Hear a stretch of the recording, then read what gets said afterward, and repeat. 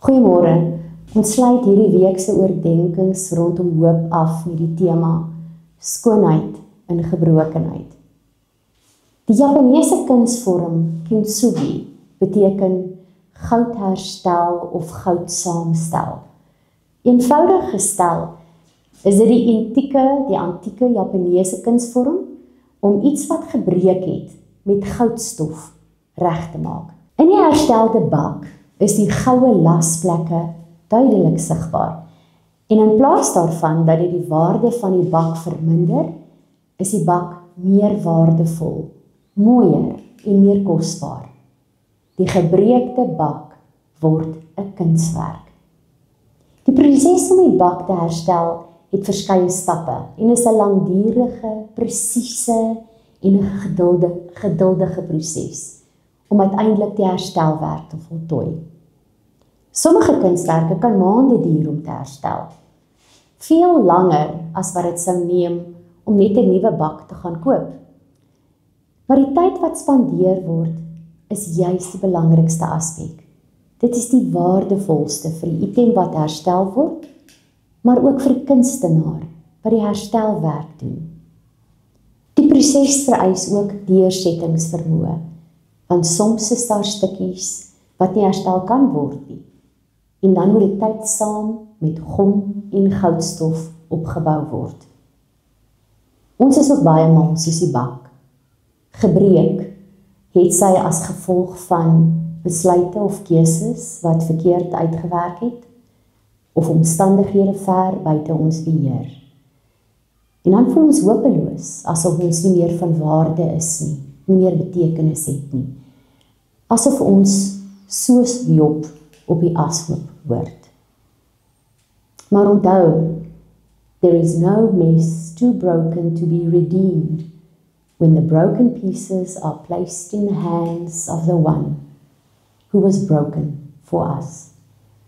Wanneer ons met ons seer en gebrokenheid voor God staan, dan vat God die kunstenaar, ons gebroke bak, en met groot liefde, empatie, geduld en sorg, begin hy ons bak te herstel.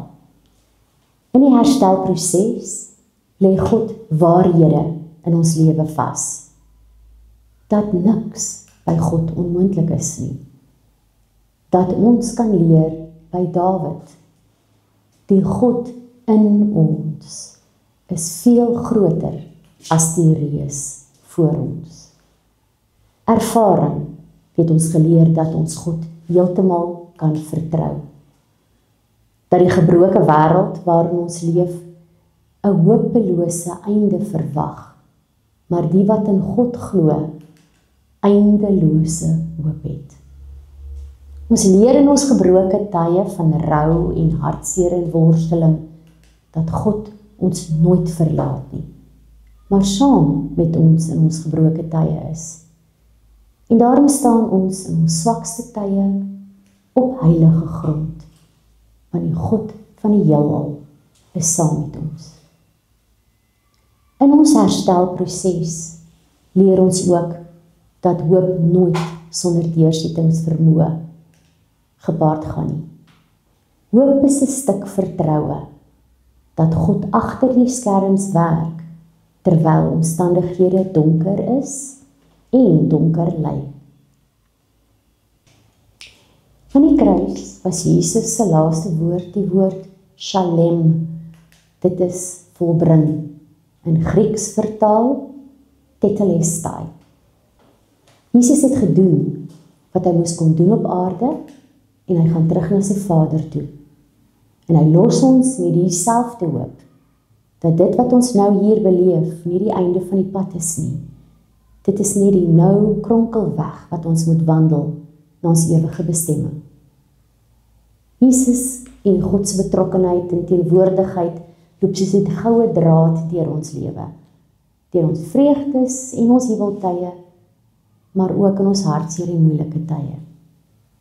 En al is die missie van die boosheid in die wêreld om ons te oorweldig en ons te laat twyfel in God se goedheid en liefde, nogtans sal ons, soos in Psalm 23 getuig, selfs al gaan ek deur donker dieptes, sal ek nie bang wees nie, want U is by my. In U hande is ek veilig.